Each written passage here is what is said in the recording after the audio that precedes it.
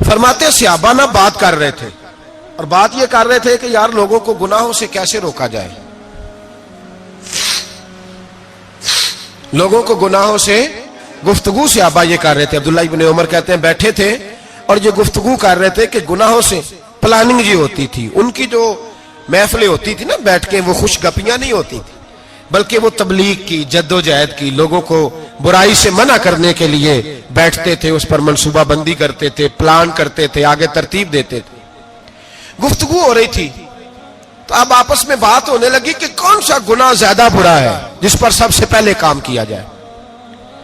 تو دور ایک صحابی بیٹھے تھے، ان کا نام تھا عبداللہ ابن عمر، ایک عبداللہ بن عمر ہے اور ایک عبداللہ ابن عمر ہے۔ حضرت عبداللہ ابن عمر دور بیٹھے تھے، بڑے سمجھدار سیانے باریک بین آدمی تھے۔ تو حضرت عمر فاروق اپنے بیٹے سے کہنے لگے جا عبداللہ ابن عمر سے پوچھ کے آ کہ سب سے سخت گناہ کون سا ہے۔ توجہ ہے میرے بھائیوں، ادھر دیکھیے گا میری جانب، پوچھ کے آ کہ سخت گناہ کون سا ہے۔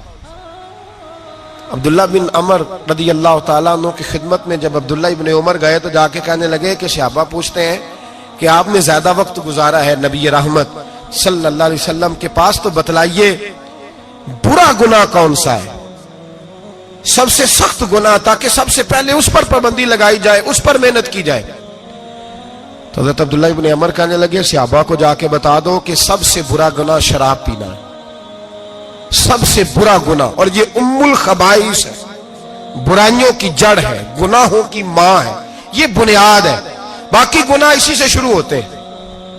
کہتے ہیں میں نے آ کے بتایا تو حضرت ابو بکر صدیق رضی اللہ تعالیٰ عنہ اور سیدنا فاروق اعظم کہنے لگے خود جاتے ہیں، ان کے پاس خود جاتے ہیں، چونکہ ہم نے بات سننی ہے ہم خود جاتے ہیں اور ان سے جا کر کے سوال کرتے ہیں کہ اگر آپ کو اس تفصیل کا پتہ ہے نا تو اس کے پیچھے بھی کوئی تفصیل ہوگی جو میرے نبی پاک نے بیان کی ہوگی صلی اللہ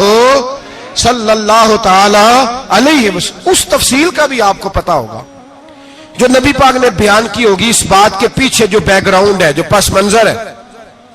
فرماتے ہیں کہ ہم اٹھے، عبداللہ ابن عمر کے پاس گئے، ان سے جا کے پوچھا کہ جناب آپ نے یہ تو فرمایا ہے شراب ام الخبائث ہے، تو اس کے پیچھے پس منظر کیا ہے؟ تو عبداللہ ابن عمر کہنے لگے یہ میں نے اپنے پاس سے نہیں کہا، یہ میں نے نبی پاک سے سنا ہوا ہے۔ حضور سید عالم صلی اللہ علیہ وسلم بیٹھے تھے تو حضور نے فرمایا شراب یہ نشہ، یہ برائیوں کی ماں ہے۔ اور پھر حضور نے ایک مثال بیان فرمائی، نبی رحمت علیہ السلام نے فرمایا بنی اسرائیل کا ایک واقعہ ہے، ایک خوبصورت جوان تھا، تو ایک عورت کا دل آ گیا اس پر۔ یہ یاد رکھ لیں، ہم لڑکوں کو منع کرتے رہتے ہیں لیکن ہمیں گھر کی بچیوں پر بھی توجہ دینی ہوگی، ہمیں ان کے فون پر بھی نگرانی کرنی ہوگی، ہمیں وہاں بھی غور کرنا ہوگا، اس لیے کہ اگر کوئی بچی گنجائش نہ دے تو میرا خیال ہے کہ لڑکا جرت کرنے کی طاقت نہیں رکھتا، تو وہاں بھی ان کی اماں سے کہے کہ پابندی لگائے، بچی کسی کا موبائل لے کر کے کہیں اس کو استعمال تو نہیں کر رہی، اس پودے پر بھی توجہ دے، درخت بننے سے پہلے اس کی بھی نگرانی کریں، یہ بھی بڑا ضروری کام ہے۔ عورت کا دل آ گیا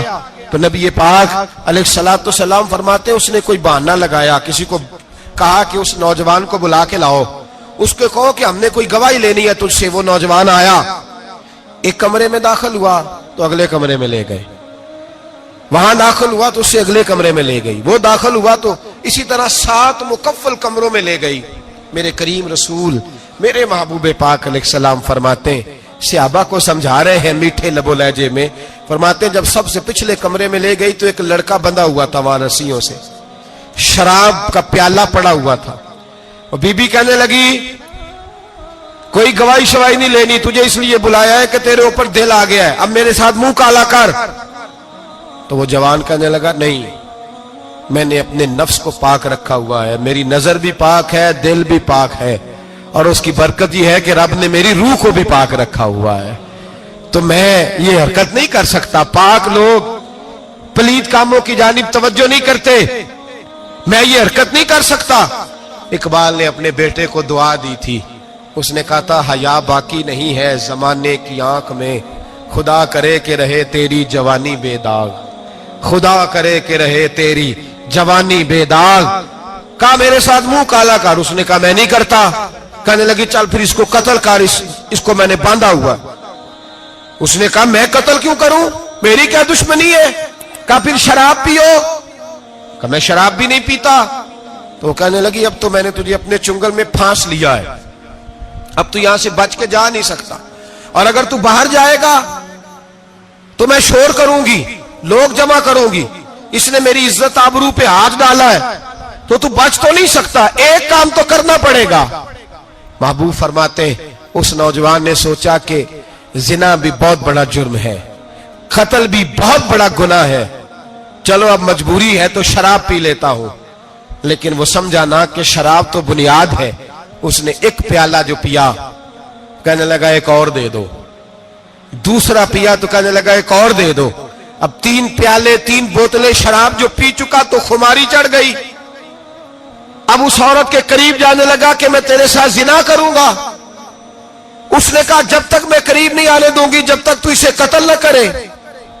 اس نے اسے قتل بھی کیا، زنا بھی کیا۔ تو محبوب فرمانے لگے یہ قتل اور زنا جو ہوا ہے تو یہ شراب کی وجہ سے ہوا ہے، گویا شراب وہ جرم ہے جو قتل بھی کرائے گی، جو زنا بھی کرائے گی۔ اور اگر آپ نشئی کو دیکھیں، اگر آپ شرابی کو دیکھیں تو کیا وہ ڈکیتیاں نہیں کرتا پھرتا، وہ چوریاں نہیں کرتا، وہ اپنی ہی ماں کا زیور نہیں بیچ آتا،